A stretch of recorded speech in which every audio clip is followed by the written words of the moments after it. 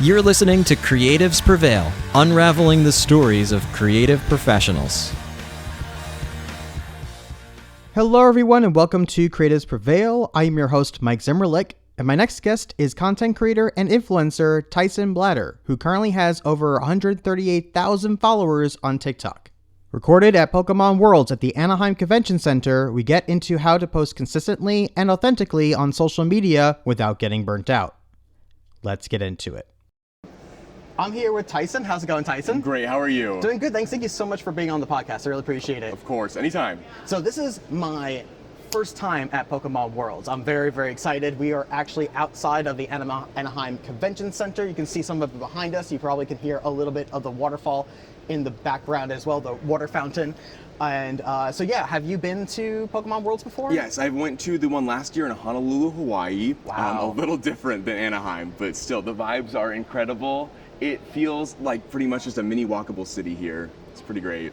It is. I thoroughly enjoyed this. My listeners know that I go to a convention called the NAMM Show, which is a massive music merchant show.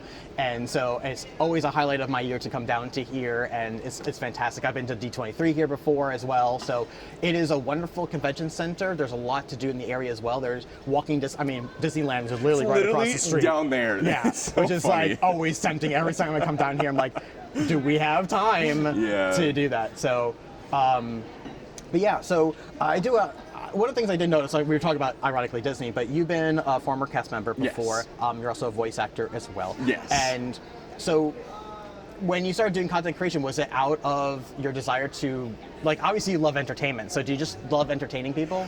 Yes, one of my favorite feelings in the world is when you say a joke. I think it started when I was a kid. Like, if you ever made a joke in class and everyone laughed, like, that had to be, like, the best feeling ever. And I feel like that just, like, never went away as I got older. It's just fun. Like, life, is kind of hard for everyone. And so if you can ever just, like, have a couple moments, maybe even an hour, where all that stress goes away and you can just sit there and laugh, it's a pretty great moment. So, yeah. Wow. So did you pick like a specific platform to start off with, or like you're just like, I'm just gonna post stuff? I think I started recording videos for myself on my DSi when I was a kid for like family. My mom stopped watching them after like the second one, so I moved over to YouTube because I think that was the only like the main one at the time. I was like probably 12, and those videos never went anywhere, and if you try to look for them, they're private, so good luck. But I think like when I started taking it seriously, I posted them pretty much everywhere, but TikTok itself was the one that would blow videos up out of nowhere. Right. So I started working on that one specifically, and I learned that as long as I was like pretty consistent, TikTok was liking me a lot there. I'll say, because right now, how many followers do you currently have on TikTok? I think 138,000. That's amazing. Yeah, it's very crazy because I love making content, but like I would say, since I have a full-time job, it's not my full-time job, so I just do it in my free time. So to have this following when it's just in my spare time, I'm pretty grateful. So, to balance then a full-time job and then doing this, I'm sure is quite daunting. Like, how often do you post? How much, do you put into the content? Do you like spend hours trying to make one piece of content, or do you very quickly? There's always a bunch of people online that'll tell you need to post like 20 times a day. You will get burnt out so fast. My goal is 1 time a day, but if it falls behind, I fall behind. My goal is to never be more than 2 days away without posting. That is just strictly for the algorithm. They do want to make sure that you are posting like content that they can deem worthy, because at the end of the day, if they don't like your videos, no one gets to really see them. So that's the main goal. I try to, at least every once in a while, put a lot of effort into a video where I sit down, like I have a good lighting and everything. It will probably take me about an hour to film, an hour to edit, and then so like 2 hours, and that's just for short form content. Anything with a vlog, those can be like probably like a 4-day challenge. So wow. It's really hard. You have to pace yourself, and you have to love it. If you don't, like, you're gonna get burnt out so quickly. I'm glad that you mentioned that, because I feel that so many that feel like they have to do content creation, because some are like music artists, for example, or they have something else that they're also doing that they also feel like that they have to post content to get the attention for, and it becomes so daunting right? And or even if you just are interested, maybe you're a streamer too, right? It just feels so daunting to do sometimes that short form content. And I appreciate the fact that you mentioned that it has to be something that you enjoy, because as you mentioned, you can get so easily burnt out on that. I know that's happened to me a number of times as well. So which is why sometimes you get, like, I know a lot of us will do it for a while, then we kind of stop, then we do it for a while and stuff. So it sounds like, I mean, there's a lot going on there. So how do you end up pacing yourself? Is just that you have the discipline that I'm only going to post, every other day, or how does that work? When you first start getting into content creation, you have that like overall like euphoria of like, I'm just gonna post every day, I'm gonna have content, I'm gonna plan it out, I'm gonna set like 8 hours a day away for it, and then you will do that and you will post every video immediately, and then all of a sudden you just can't keep up. You have like one bad day, like you had to go fill up your gas and it was like 20 cents more than you wanted, and like you're just in like a little bit of a bad mood and don't want to film, and then all of a sudden you fall behind, and then like you like are falling behind and your perfect schedule is no longer perfect. I would say the best advice is just like, you can make 100 videos in one day, but don't post 100 videos one day.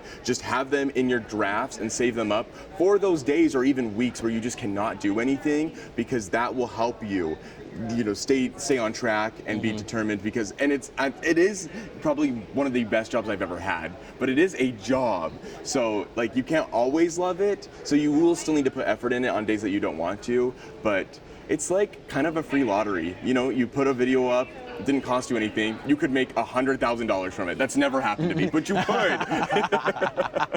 It's true. I mean, there's lots of ways you can monetize it, but I love the concept of the vault, and this is something that I also talk about quite a bit when it comes to any kind of content creation, is having a vault worth of content, because you're right, is to maintain that. Some have that discipline that they can do it every single day or once a week and so forth. There are a lot that can do that, but not everybody has that ability or that discipline to do so. So having essentially a content day, if you will, that you get X amount done all one shot and then start trickling them out over a week, couple weeks, a month's time frame, whatever the case might be, that can definitely help, and I'm sure also will reduce that stress too, so that you don't feel that pressure of every single day that I have to make something. Yes. Especially if you have like a lot of equipment where you have to set up like lights and audio and stuff, that takes a lot of time.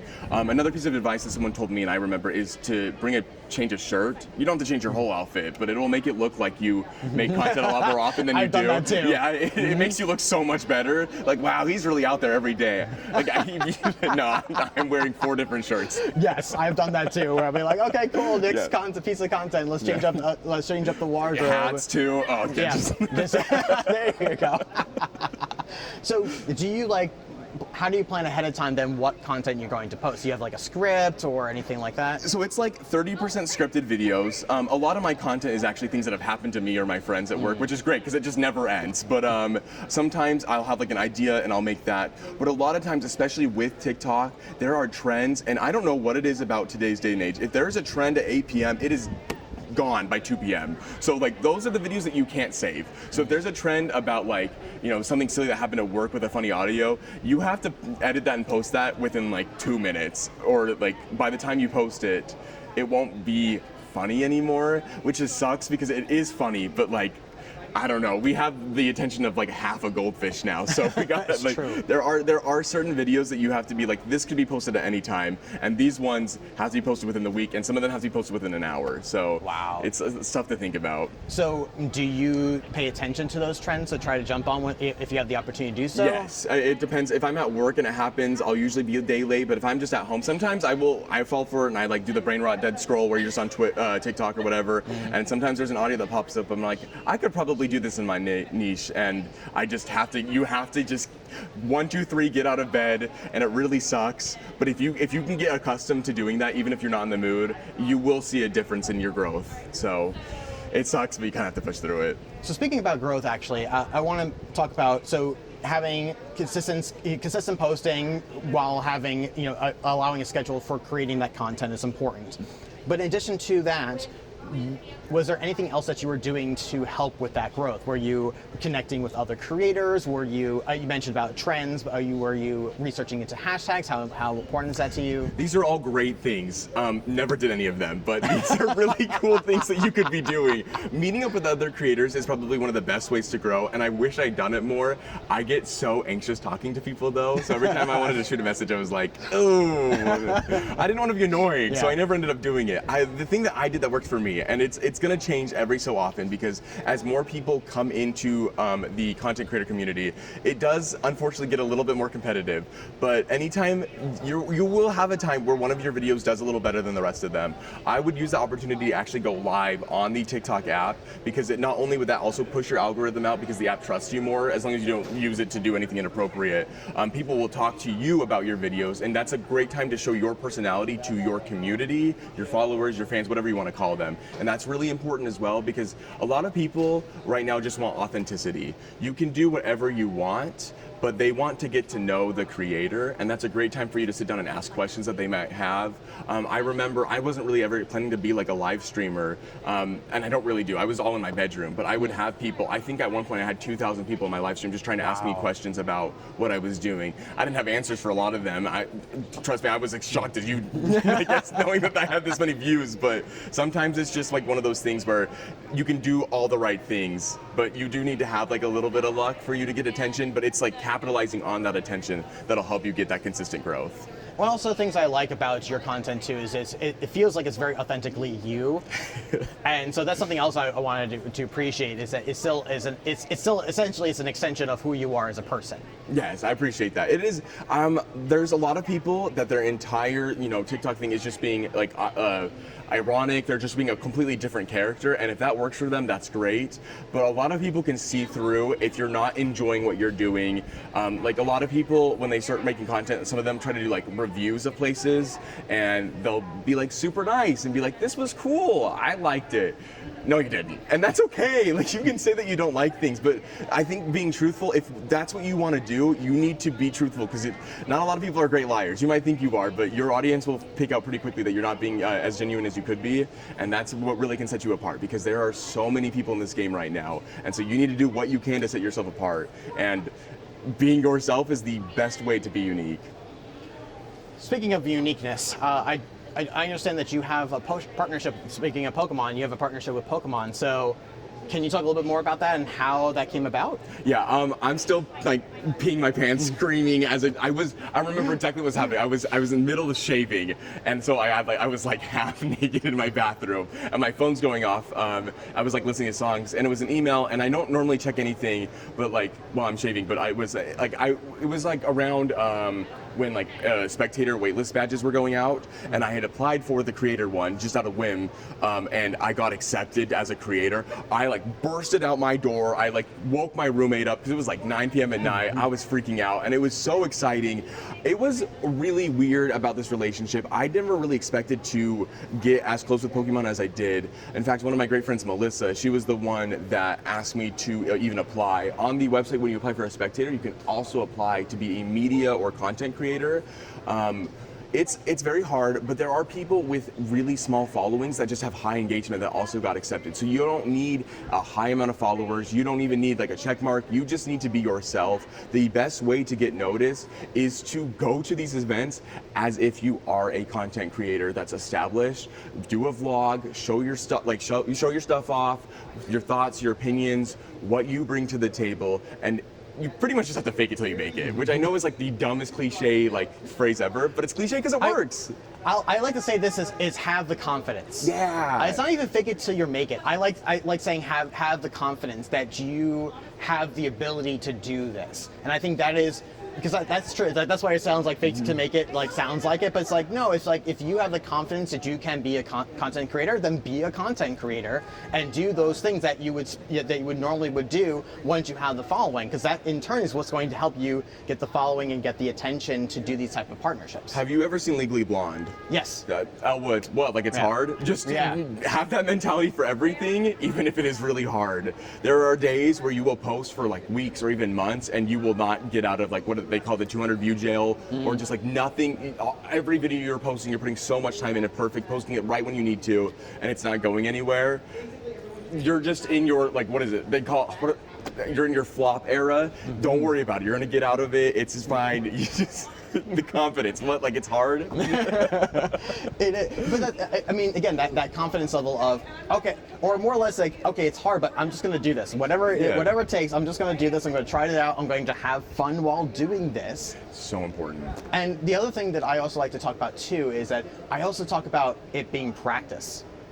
because that's the other thing too, is like the more you do it, the better you're going to get, right? That's Yes. just obvious, but it's true. It's like, and that same thing is true with posting content on social media. Your first stuff is going to most likely be garbage. You mentioned about starting off on YouTube and now hiding them, which I can understand that, but like it's going to start off being probably very, very horrible, but then you're going to learn and try and do things differently and to get better at that and so forth. And if you keep it up, you know, it may not, again, there's no guarantees in any of this, but you're far more likely that something's going to hit if you practice at it and you get better at it, and especially if you enjoy the process. Yes. I remember so many times when I would just be in my room. This is gonna sound so conceited, and I apologize in advance, but I would watch my own TikToks. I would watch like one that did really well and one that did really bad, and I would look at everything that could have been better. Could I have trimmed 0.1 seconds off to keep an attention span up? What did I like? Was my audio kind of bad? Could I have said this funnier? Could this have been done something differently? Could I have had my cat be on the table in the background just so the audience would watch for 2 seconds longer? Stuff like that, which shouldn't matter, it does so much now. It does matter though, because that is paying attention to detail. And that's so important too. Yes. It is, because you're right, is that because we all have such short attention spans, especially on TikTok, you have like what, 2 seconds at most to grab somebody's attention, maybe 3. So you have to think about what am I going to do to get their attention in the first like 2 to 3 seconds, and then how I'm going to keep their attention for the remainder of the entire video. Yes. Right? You have to think about those things, because otherwise, if they look at for like maybe even 5 seconds and go, okay, I'm bored now, and they're just going to go, bloop, yeah, it's not going to do so well, right? In comparison to if they watch your video in its entirety, that's going to be a quite different situation. And I know there's a lot of like helper, I don't know what they're called, like creator helpers out there that'll give you a bunch of hooks that you can use. I just want to be honest, those do not work if the genuineness is not behind it. I don't even think that's the right word. Genuinity. Genuinity. We'll just hire an editor, cut that out. No, it's everything's in. That's how this rolls. It's just the authenticity. Yes, authenticity. It has to be behind it. So if you're like, they didn't want me to tell you about this, but we will. Like, I know that they didn't want me to tell, or like, I don't even know what I'm trying to say at this point, but like, the hook needs to actually have meaning behind it, or it's just clickbait.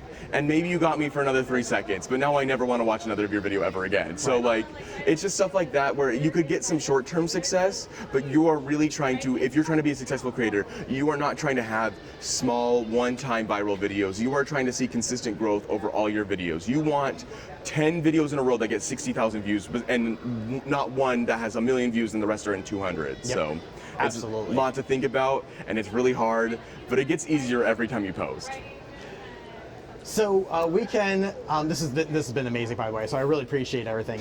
We can start wrapping some things up here. So I do have a couple of fun questions for you. So first, checking out your posts, I can definitely, I'm going to make a safe assumption here that your favorite Disney character is Stitch. Yes. Okay. Who's your favorite Pokemon? Okay, so I have 2, and it really depends on who I'm trying to talk to. If it's someone casual, I love saying Eevee. Okay. And then if it's anyone that's like super into the game, I love saying Artibax or Baxcalibur. Ooh, okay. Something about the dragon Pokemon. They're so any cute Pokemon that also could kill me. It's like it's on the top of my list. Top of your list? Okay, so cool. Those are pretty great. So Pokemon video game, TCG, or Go? I love the TCG. Me too. But they're all pretty great. Yeah, that's been super fun. We were talking about just before doing this that I've been really getting into the TCG. I love card games and things like that too, and so forth. Magic Player, so awesome. It's a lot of fun. It's I really so great. and I love the community too. I love the TCG community. It's a very supportive community I've discovered, which is a very, very special thing. Everyone wants to grow the game to the highest level, so they want everyone to be as good as they can. So it's really cool. So last question for you is, if you were only able to give one piece of advice to a fellow content creator, what would that one piece of advice be? There is nothing wrong with just restarting your entire brand and just going with it. It is so easy to get in your head about everything. Also, maybe the best piece of advice is no one actually cares. No one actually cares about you. And that's a good thing. You're gonna feel so silly. Oh, my video got 18 views. No one saw it then. Delete it, restart it, redo it. People don't think about you as much as you think they do. And if they are, then that's just because you're the only interesting thing in their life. So, go with that. But it's just a game. It's supposed to be fun. And if you ever feel like it's not doing that, take a break. That's okay. I know we said that you need to be posting consistently every day, but this is a job. If you're not having fun with it, that's okay. It's just about having fun, being yourself, and just getting successful while you can. But at the end of the day, like, your mental health and your happiness matter more than anything else. Couldn't agree more. Well, thank you so much for your time. Of I course. can't wait to check out more Pokemon Worlds. Yes, this is great. If you guys can make it out, please do. Yes. Thank you so much for listening to Creatives Prevail. If you enjoyed this episode, please share it with others or leave us a review. They are an immense help. Now go out there and make something happen.